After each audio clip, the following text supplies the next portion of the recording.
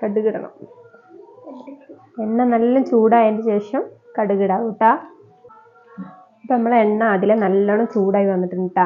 അതിക്ക് നമ്മൾ തീ കുറച്ച് വെക്കഴിഞ്ഞ് തീ കുറച്ച് വെച്ചിട്ട് കുറച്ച് കടുക്, നമ്മളെ മാങ്ങക്കനുസരിച്ച് കണക്കൊന്നും പറയാൻ, കുറച്ച് മാങ്ങ ആയതുകൊണ്ട് അങ്ങനെ കണക്ക് പറയാൻ ആയിട്ടില്ല കേട്ടാ. അപ്പോൾ തീ നല്ല കുറച്ച് വെക്കണേ. എന്നിട്ട് കറിവേപ്പില ഇട്ട് കൊടുത്ത് കറിവേപ്പില ഇട്ടിട്ട് നമ്മൾ ഇഞ്ചി വെളുത്തുള്ളി ഇത് ഞാൻ ചോപ്പറിൽ ചോപ്പ് ചെയ്തെടുത്തതാട്ടാ. അതിട്ട് കൊടുക്കാം.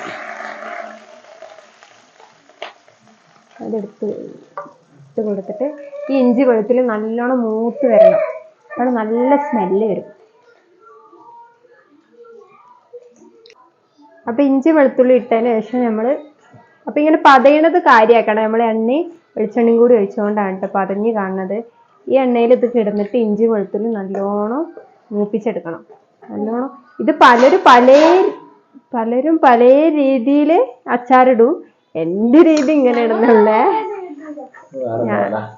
ഞങ്ങളിങ്ങനെ ഇടുമ്പോൾ എന്താ വെച്ചാൽ ഇതുവരെ കേട് വന്നിട്ടില്ല. നമ്മൾ അച്ചാറിട്ടിട്ടൊന്നും കേട് സംഭവിച്ചിട്ടില്ല.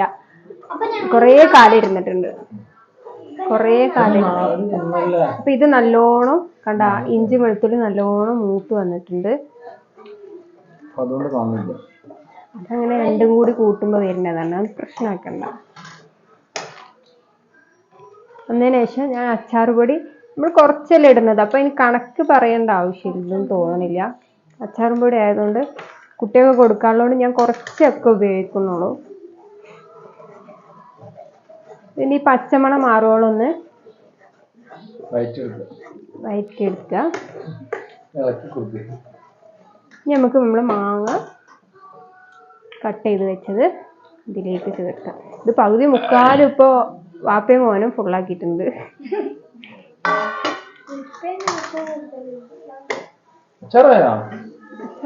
ഇത് നല്ലോണം ഇനി വേവിക്കേണ്ട ആവശ്യമില്ല കേട്ടോ. കാരണം പഴുത്ത മാങ്ങയാണ്. എന്ത് കഴിഞ്ഞാൽ പിന്നെ അതിൻ്റെ ഒരു ഇത് അങ്ങോട്ട് പോയി കിട്ടും. അപ്പം നമ്മൾ അങ്ങോട്ട് അതിൻ്റെ ശേഷം പിന്നെ കുറച്ച് ഉപ്പ് പിന്നെ കായപ്പൊടി ഇത് രണ്ടും കൂടി ഇടാം, ഒന്നിച്ചിടാം. എന്നിട്ട് നല്ലോണം മിക്സ് ചെയ്യണം. നല്ലോണം എല്ലായിടത്തും ആവത്ത രീതിയിൽ മിക്സ് ചെയ്യണം.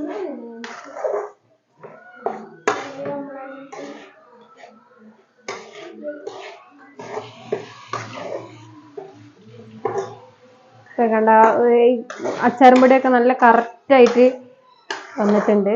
നമ്മൾ ഈ മാംഗോക്ക് വേണ്ട അച്ചാറും പൊടി അതിൽ പിടിച്ചിട്ടുണ്ട്. ഇനി നമ്മൾ ഗ്യാസ് കുറച്ച് വെച്ചിട്ടല്ലേ ഉള്ളൂ. അതുകൊണ്ട് നമുക്ക് ഓഫ് ചെയ്യാം. ഇനി തീൻ്റെ ആവശ്യമില്ല.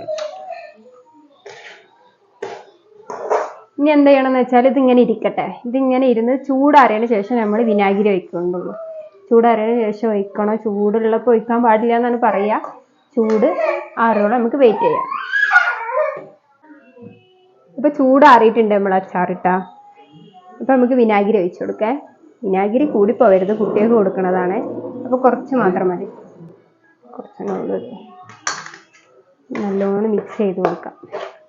ഇപ്പം ഞാൻ ഒഴിച്ച എണ്ണ കണ്ട തെളിഞ്ഞ് വരും. ഇത് നമ്മളിങ്ങനെ കുറച്ച് നേരം അനക്കാതെ വെച്ച് ഇതിൻ്റെ മേലെ ഇങ്ങനെ എണ്ണ ഇങ്ങനെ തെളിഞ്ഞ് നമ്മൾ ബോട്ടിലാക്കി വെക്കുമ്പോൾ ഈ എണ്ണ മേലെ ഇങ്ങനെ തെളിഞ്ഞ് നിൽക്കണം.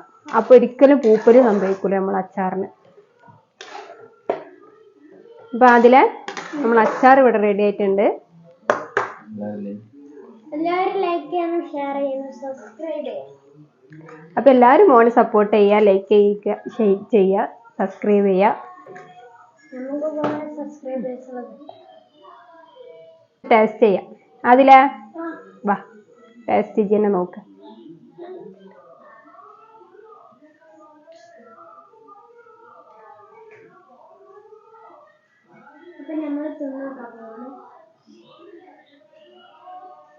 നല്ല രസമുണ്ട്. ലൈക്ക് ചെയ്യണം, ഷെയർ ചെയ്യണം, സബ്സ്ക്രൈബ് ചെയ്യണം. Bye bye.